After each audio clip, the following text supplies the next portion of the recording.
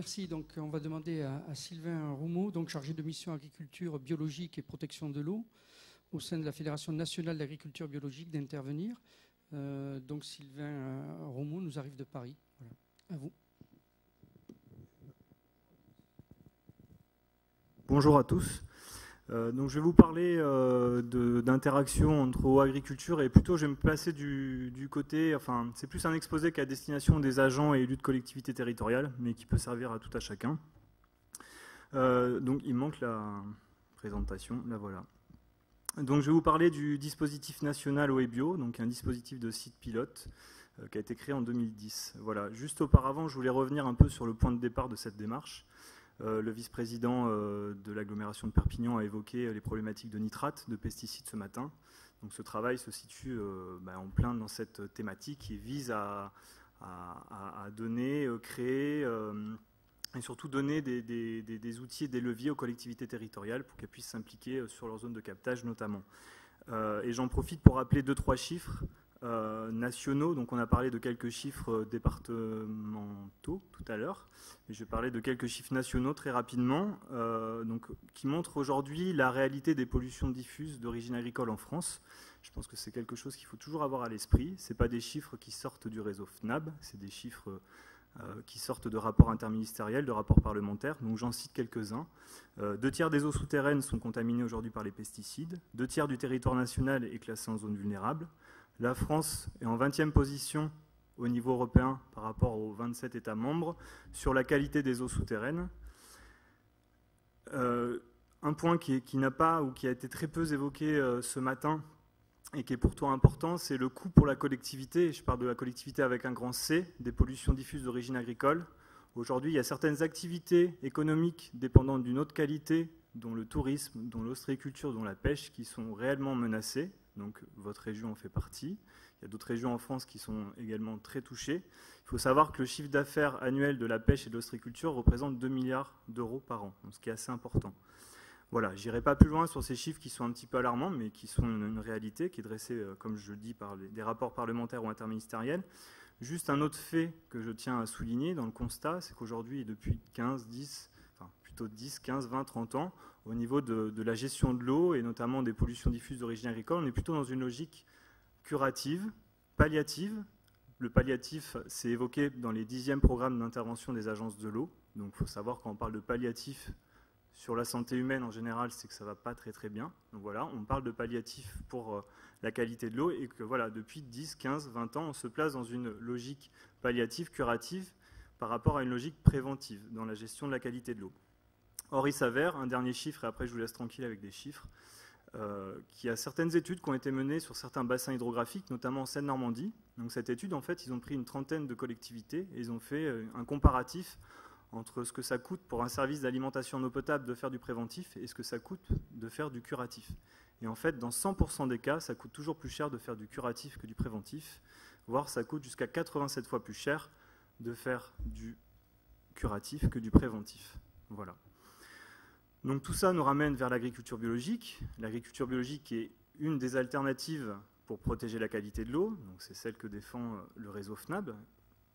Donc juste en quelques mots, voilà, je pense que c'est plutôt partagé par toutes et tous, mais voilà, c'est bon de rappeler que le cahier des charges est un cahier des charges qui proscrit les pesticides et les engrais de synthèse, qu'il y a un ensemble agronomique qui est mis en place sur les fermes bio qui permet de protéger la qualité de l'eau, et qu'aujourd'hui, que ce soit en France ou à travers le monde, il y a des expériences grandeur nature qui permettent et qui attestent le fait que la bio protège l'eau. Donc on peut citer Munich, je ne vais pas revenir dessus, ça sera un peu long. On peut citer Lons-le-Saunier, donc Christine Combe nous en parlera tout à l'heure, après mon intervention. On peut citer Saint-Empuisé, voilà, un certain nombre de territoires qui ont eu des problématiques liées aux nitrates, aux pesticides, qui ont mis en place des programmes ambitieux au niveau agricole, avec un fort développement de la bio, et qui aujourd'hui ont pu sauver leur captage et ou rouvrir des captages. Avant de changer de diapo, je voudrais juste citer quelques grandes marques que vous connaissez, Vittel, Perrier, Badois. Donc je pense que tout le monde a bu un jour ou l'autre une de ces eaux minérales ou eaux gazeuses. Il faut savoir que les champs captants de ces 3 sociétés sont aujourd'hui recouverts par l'agriculture biologique. Ce n'est pas anodin, et ce n'est pas anodin que des industriels de l'eau développent un modèle économique basé sur le développement de la bio. Qu'est-ce qui atteste aussi que le bio est un choix pour une autre qualité? C'est aussi des expertises scientifiques. Donc je ne vais pas trop rentrer dans le détail, il y a eu des données qui ont été évoquées ce matin par l'INRA. Si ce n'est, je voulais faire un petit zoom sur une étude du CNRS, alors qui est plus fléchée sur la problématique nitrate, qui vous intéresse un peu moins ici. Mais les travaux de l'IRSTEA qui sont en cours sur des bassins un peu plus restreints sortent les mêmes conclusions. Voilà, je voulais Alors mince, ça n'a pas très bien marché. Alors, si, ça marche, c'est super. En fait, c'est une étude qui a été lancée en 2009 par le CNRS, le Centre national de recherche scientifique, sur le bassin de la Seine et le bassin de l'Escaut. En fait, ce qui se passait sur ce bassin, donc c'est l'image que vous avez tout en haut sur votre gauche, normalement, c'est ça ? Vous l'avez sur la gauche, l'image sur la droite, sur la gauche, sur la gauche. Voilà. Donc cette image, vous voyez, ça c'est le bassin de la Seine et le bassin de l'Escaut. Donc là, on est dans l'état des lieux, la situation initiale. Il y a un problème d'eutrophisation des têtes de réseau au niveau du bassin hydrographique jusqu'à l'exutoire du bassin. Vous voyez, le réseau, il est plutôt en mode orange-rouge. Donc, ce qui correspond à cette problématique d'eutrophisation qui est très forte. Et puis, vous avez un rond vert qui correspond à un nombre de jours. Ce nombre de jours, c'est le bloom algal. Voilà. Donc, c'est une forte présence d'algues dans l'eau. Et voilà, ça décrit le nombre de jours où il y a une forte présence d'algues dans l'eau. Donc, sur la situation initiale, on est à 33 jours. Et donc, le CNRS a travaillé sur ce bassin et s'est dit, voilà, qu'est-ce qu'il faudrait faire aujourd'hui alors on a parlé ce matin de concilier agriculture et qualité de l'eau. Là, eux, la question, c'était plus quel changement opérer pour avoir une autre qualité, une agriculture de qualité. Et donc, du coup, ils ont fait tourner 3 scénarios. Le premier scénario, c'est celui du dessous, qui s'appelle « Business as usual ». Je suis désolé, je parle très mal anglais. Qui est un peu... Alors, je prends un verre d'eau, voilà, comme ça, pour les prochains, ça ira. Donc, il signifie... c'est toujours, voilà, on continue sur le modèle actuel, le modèle de développement agricole, et on ne touche à rien. Donc ce qui se passe, vous voyez le réseau hydrographique qui commence à se foncer un peu plus de rouge, un peu plus d'orange, et puis le nombre de jours de bloom algal, il est quasiment équivalent. Et quand vous regardez la courbe, donc sur votre droite, vous voyez la courbe rouge, donc ça c'est ce scénario, et vous voyez que la courbe en 2013, et de 2013 jusqu'à 2040, 2050, etc., elle ne cesse d'augmenter. Donc voilà, donc ce scénario, il n'est pas terrible pour la qualité de l'eau. Ils ont fait tourner un deuxième scénario qui s'appelle, je vais le dire en anglais, en français, pardon, donc qui vise à développer les bonnes pratiques agricoles, agriculture raisonnée, agriculture intégrée. Donc ils ont fait tourner ce modèle-là, ils ont dit, voilà, si on fait 100% d'agriculture intégrée, 100% d'agriculture raisonnée, qu'est-ce que ça pourrait donner sur le bassin? Donc vous voyez la cartographie, c'est intéressant, on a quelques têtes de réseau qui reviennent un petit peu vertes, le nombre de jours... Le bloom algal, le nombre de jours, ça diminue un peu. C'est intéressant aussi parce qu'on s'aperçoit que la courbe de qualité de l'eau, cesse de se dégrader et on a une stagnation. Sauf que voilà, on est dans la stagnation et on n'est pas dans une amélioration continue de la qualité de l'eau. Et puis ils se sont dit, on va s'amuser, on va aller un peu plus loin, on va faire tourner un scénario 100% bio. Donc ils avaient fait 100% sur les autres scénarios aussi. Et donc voilà, donc vous voyez, le bassin hydrographique, il redevient quand même assez verdoyant. Et en fait, progressivement, la qualité de l'eau s'améliore et on retrouve un niveau équivalent à celui que l'on connaissait il y a 30 à 40 années. Donc c'est assez intéressant. Voilà, donc je voulais juste vous faire une petite démonstration. C'est le CNRS qui a fait ça. On pourra vous transmettre l'étude en question. Ça a été assez vivement critiqué. Ça a été présenté au comité de bassin Seine-Normandie il y a quelques années. Et donc derrière, ils ont dit, écoutez, si ces travaux de modélisation ils posent question, on va aller plus loin, on va installer un réseau de bougies poreuses. Donc c'est ce qu'ils ont fait. Ils ont équipé une dizaine de fermes en agriculture biologique et en agriculture conventionnelle dans le nord du bassin parisien. Et donc aujourd'hui, ils sont en train de faire des comparatifs entre l'impact des pratiques de fertilisation en agriculture biologique sur l'eau et l'impact des pratiques de fertilisation en agriculture conventionnelle sur l'eau. Et il s'avère que les premiers résultats, les premières conclusions montrent que l'agriculture biologique est moins impactante de 30 à 50% sur le volet fertile par rapport à l'agriculture conventionnelle. Donc c'est assez intéressant. Et donc là, je n'ai pas amené les résultats avec moi parce que c'est une étude qui est en cours de conclusion. L'IRSTEA, donc l'ancien CEMAGREF, est en train de réaliser le même type de travaux sur le bassin de l'Aller, qui est un cours d'eau dans les Landes, et sur le bassin de la Charente, Alors c'est intéressant, on a parlé du cognac ce matin. Apparemment, tout le monde avait l'air de dire qu'il y avait une prise de conscience et que ça allait beaucoup mieux sur la zone de Cognac. Certes, il faut espérer qu'il y ait une prise de conscience, puisqu'aujourd'hui, c'est quand même le fleuve le plus pollué en France, le plus contaminé par les pesticides de France. Voilà. Donc bon, il y a, entre voilà, la réalité et ce qui se passe sur le terrain, il y a peut-être un petit fossé.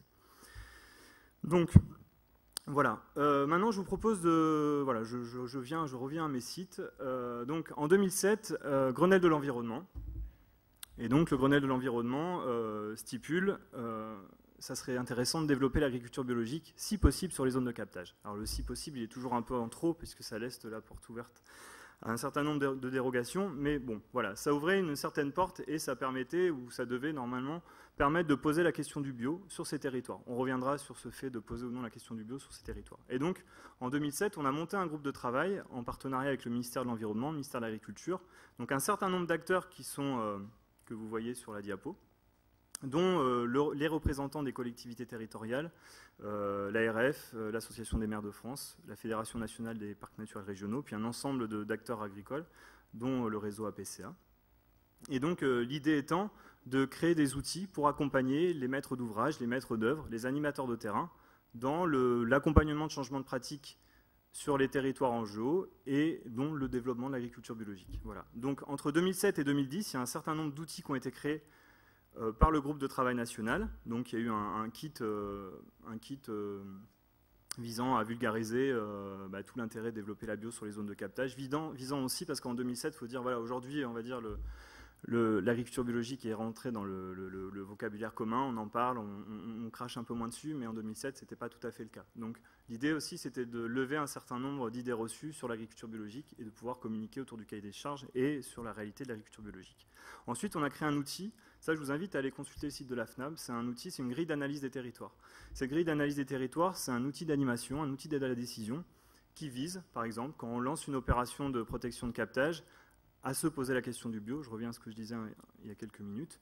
Et donc, qui vise à évaluer le potentiel de production sur la zone, le potentiel de consommation, le potentiel de développement des filières, le contexte politique et le contexte réglementaire. Et en fait, l'idée, c'est pas de faire ça, c'est pas que le réseau FNAB fasse ça seul dans son coin, c'est pas qu'une collectivité fasse seul dans ce travail dans son coin, c'est pas que le réseau APCA fasse seul ce travail dans son coin, c'est que tout le monde se mette autour d'une table et travaille autour de cette grille d'analyse et dresse un état des lieux, un constat partagé. Ça a été souvent cité ce matin, dialogue territorial, constat partagé, état des lieux partagé. On peine un peu sur ce sujet-là, ben voilà, là vous avez un bel outil pour vous poser la question du bio sur votre territoire. Bref, on a créé un certain nombre d'outils entre 2007 et entre 2010. Et en 2010, on s'est dit, bon ben voilà, tout ça c'est très très intéressant. Maintenant, il faudrait aller un peu plus loin. C'est-à-dire, on est toujours en train de reprendre l'exemple de Munich. Alors, je ne sais pas, est-ce qu'il y en a qui ne connaissent pas l'exemple de Munich? Si c'est le cas, je veux bien que vous leviez la main. C'est pas... Il y en a quelques-uns qui ne connaissent pas l'exemple de Munich. Donc, juste en deux mots, en fait, Munich, dans les années 90, ils ont eu une hausse des teneurs en nitrate sur dans l'eau. Donc, en fait, qui était très faible. Ils étaient rendus à 14 mg de nitrate par litre d'eau, plus voilà, quelques teneurs en pesticides, quelques traces de pesticides. Et ils se sont dit, voilà, on va se mettre dans une démarche préventive et on va développer l'agriculture biologique.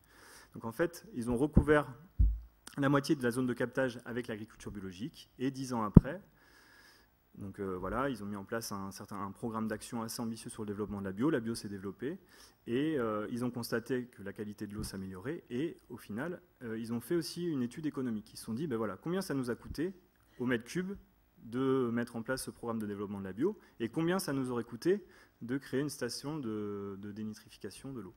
Et en fait, ils ont fait le comparatif et ça leur coûtait 27 fois moins cher de mettre en place un programme de développement de la bio plutôt que de mettre en place ou de créer une usine de potabilisation de l'eau. Donc nous, voilà, depuis que c'était fait, depuis que cette expérience existait, on était en train de dire mais oui, il faut faire des Munich, il faut allez-y, il y a Munich qui fait ci, il y a Munich qui fait ça. Sauf qu'on s'est rendu compte que ce qui se passe en Allemagne, c'est pas toujours très transposable avec ce qui se passe en France. Donc on s'est dit, ce qui serait bien, c'est qu'on crée des petits Munich en France et qu'on ait en fait un réseau de référence, enfin un réseau de référence, oui c'est ça, qui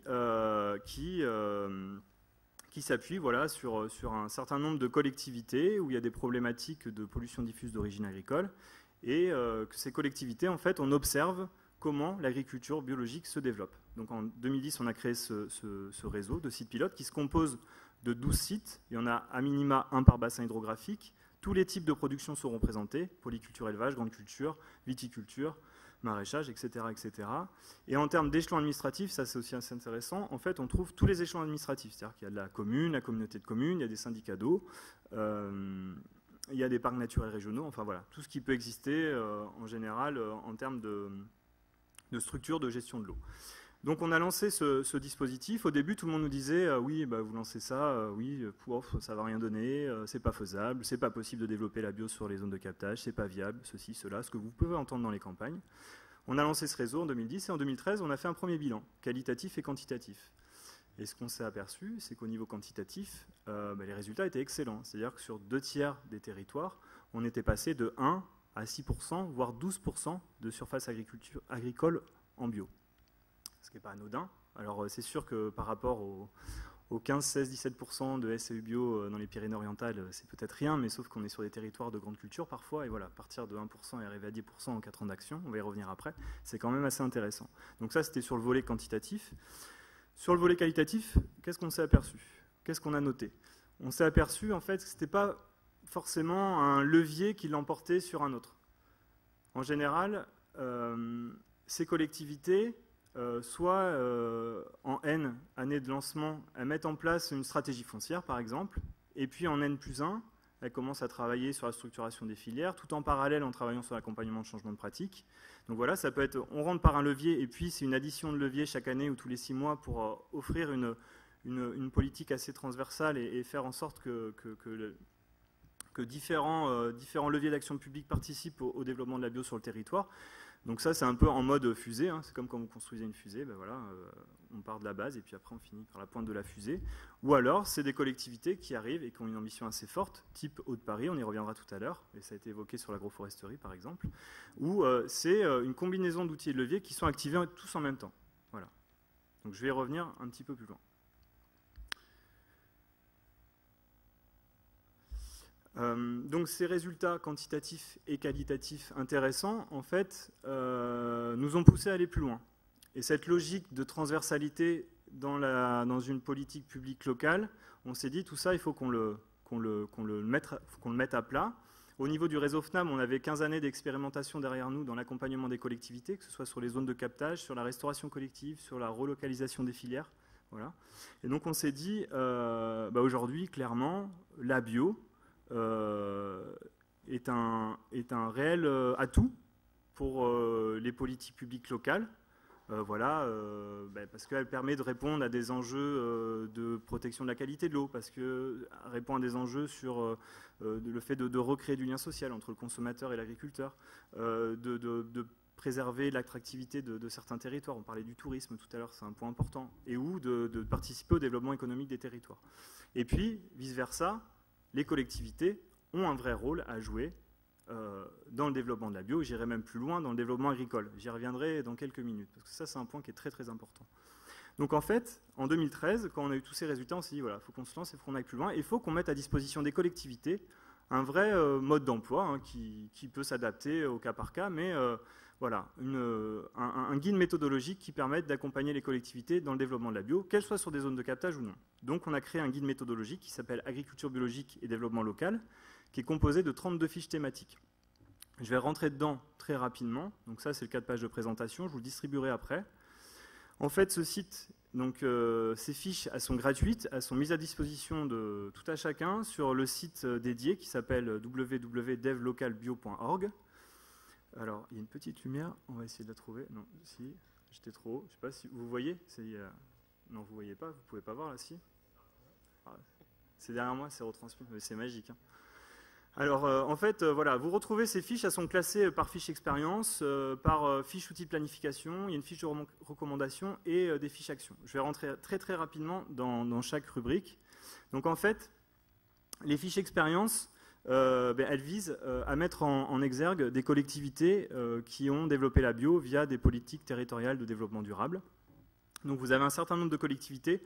C'est un peu calé comme sur les sites pilotes Webio, c'est-à-dire qu'il y a différents échelons administratifs, différents types de production agricole.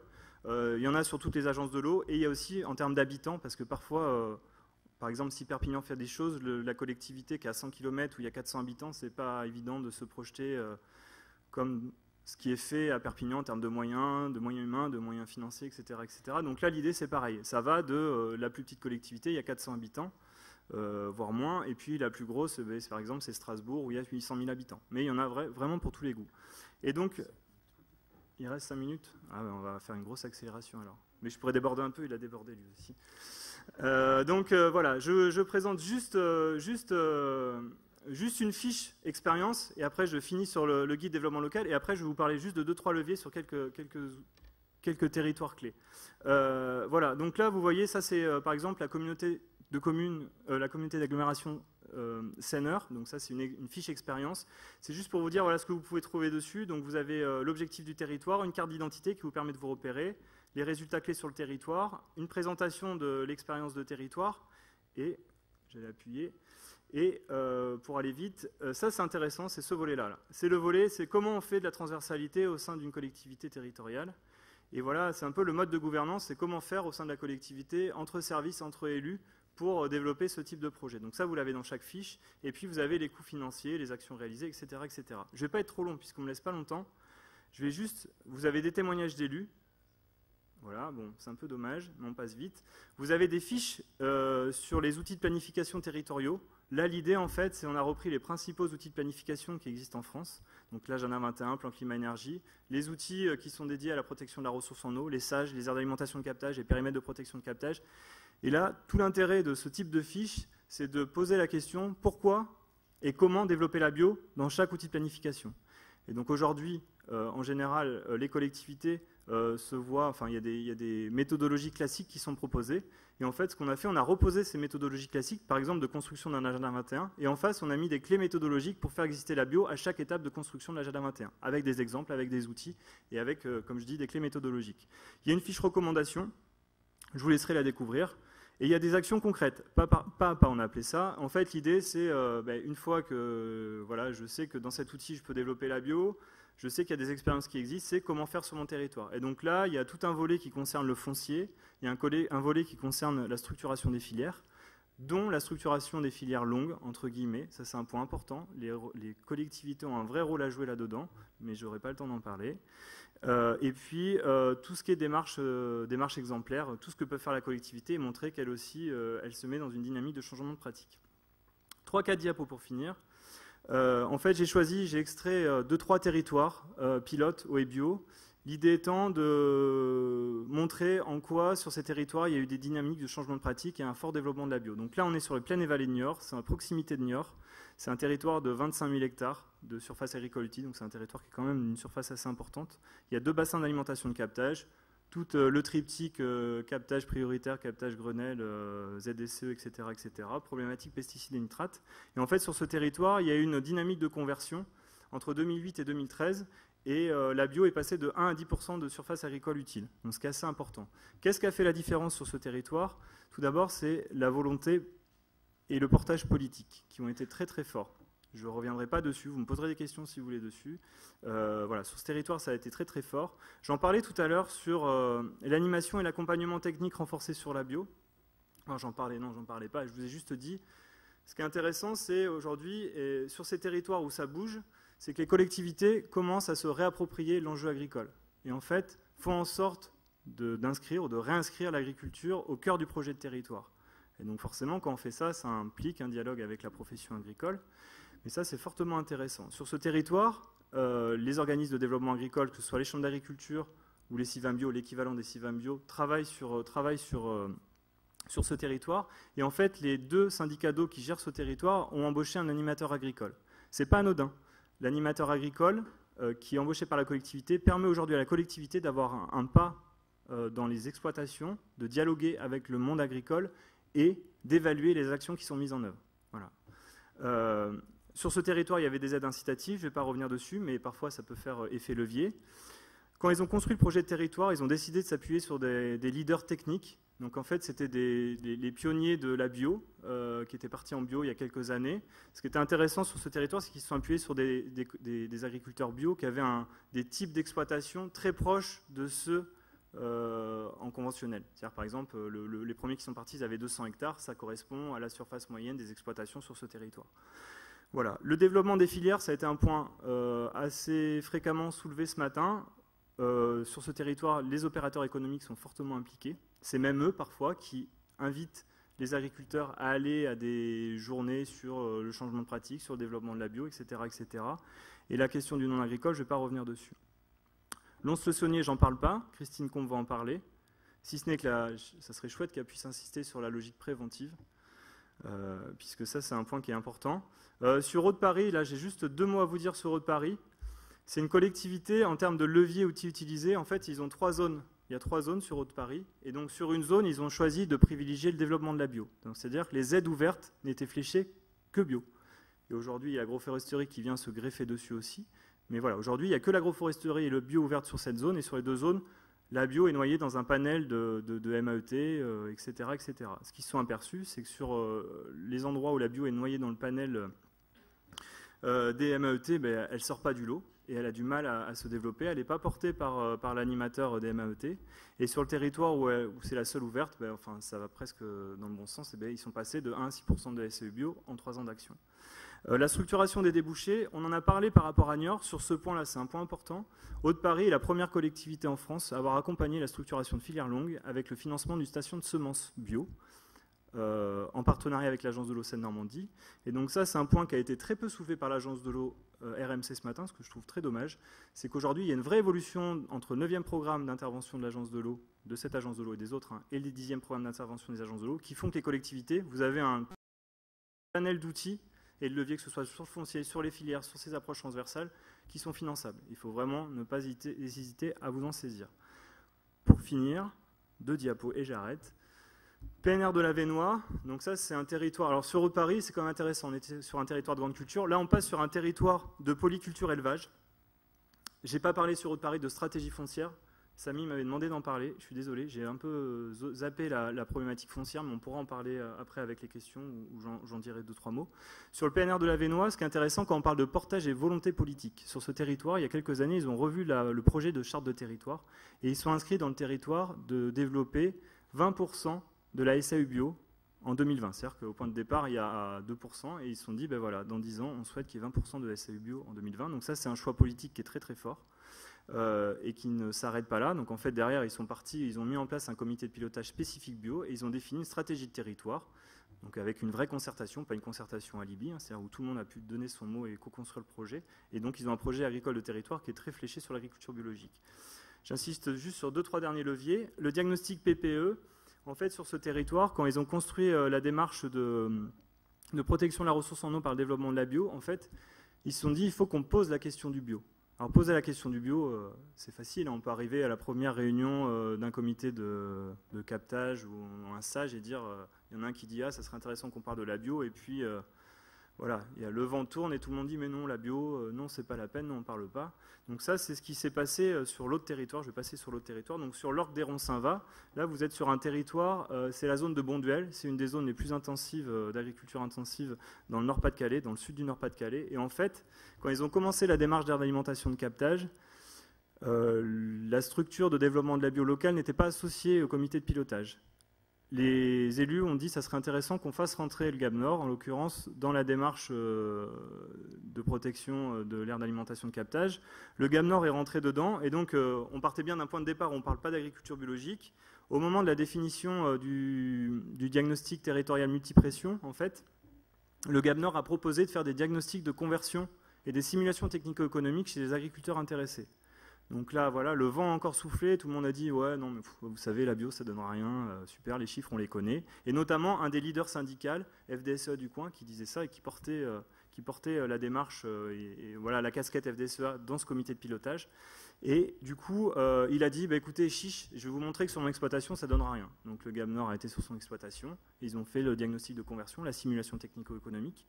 Et là, ils ont fait une restitution, donc ce leader agricole était là, les autres étaient là. Heureusement qu'ils étaient tous assis. Ils ont regardé les chiffres, 1 fois, 2 fois, 3 fois. Ils se sont dit, bah, tiens, oui, il y a peut-être un intérêt à travailler sur l'agriculture biologique. Alors c'était par pure opportunité économique, dans un premier temps.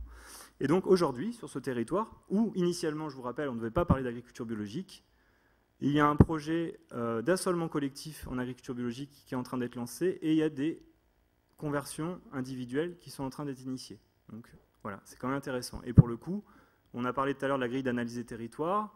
On parle de simulation technico-économique. Il y a des outils qui permettent de poser la question du bio sur les territoires et il faut le faire. Parce que sinon, si on ne le fait pas, on ne peut pas savoir si les acteurs vont se lancer ou non. Une dernière diapo.